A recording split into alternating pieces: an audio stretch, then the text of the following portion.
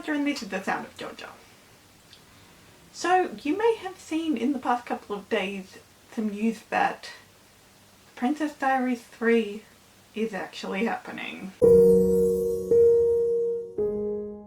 If for some reason you do not know what the Princess Diaries is, it's a movie that follows around Mia, a 15-year-old who lives in San Francisco. Then one day her grandma, played by Julie, shows up completely out of the blue to tell her she's a princess of this fictional European country. Shenanigans ensue.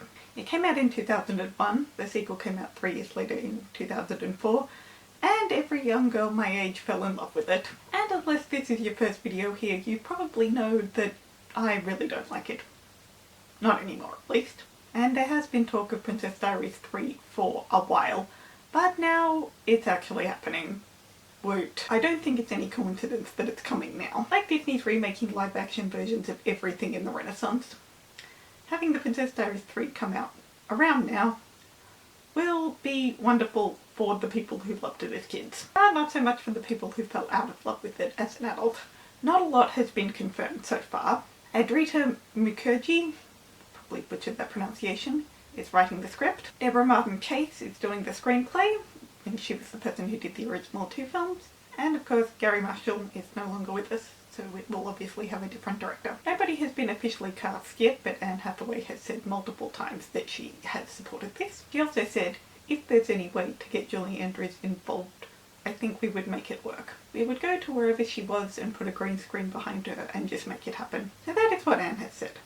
As for Julie, she's said a lot of different things over the years. Back in 2019 she said she would be willing to do it, but it's now 3 years later and a lot has happened since then.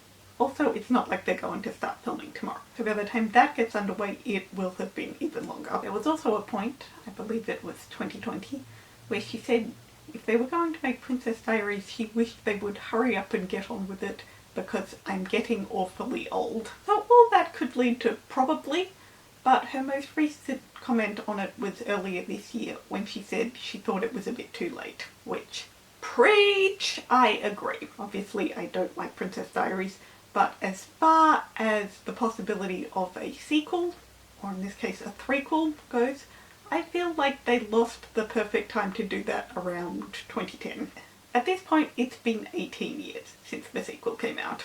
I mean, they just made that Enchanted sequel, which was, what, 15 years later? I haven't watched it, so I don't know how well it works, but I also feel like the window for when would be a good time to do a sequel to something like Enchanted has passed a long time ago. Sometimes I feel like they also left Mary Poppins a little bit too late, but Mary Poppins kind of works because she's magic. So yes, Julie thinks it's a bit too late. She said, for me especially, I think it's too far down the line to go back to it. It's a lovely thought, but I don't think it would probably be possible. Personally, I think this would be the last chance we would see Julie act on screen, if she did it. I can definitely see her doing some more voice acting. Obviously she did Bridgerton and The King's Daughter recently. But I think for on-screen acting it will have to be a project she already has a connection to, like this. She's far more focused on her writing. It obviously takes up a whole lot of her time, and I imagine it's much easier on her. She is, after all, 87, and I also don't think she'd need to do it from a monetary perspective. Her career as an author is definitely going quite well. Her most recent book is called The First Notes, and it's the story of Do-Re-Mi. But despite the title, it's not actually about The Sound of Music specifically. Probably. I haven't read it. So I get the feeling she probably won't do it. I don't think it's impossible.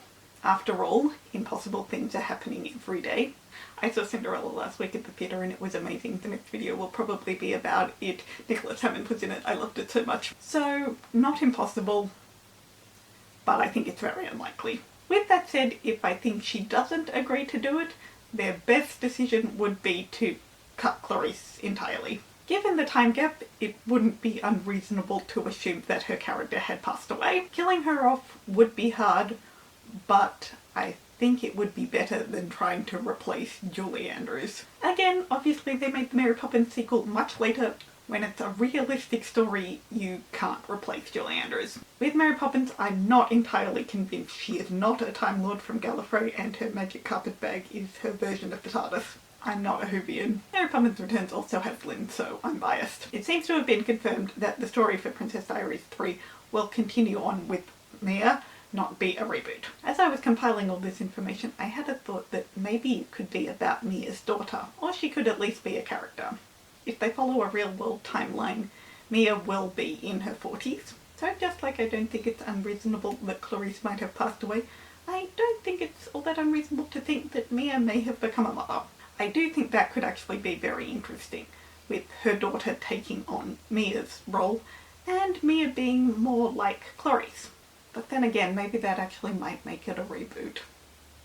I don't know. You all know that I really hate Princess Diaries.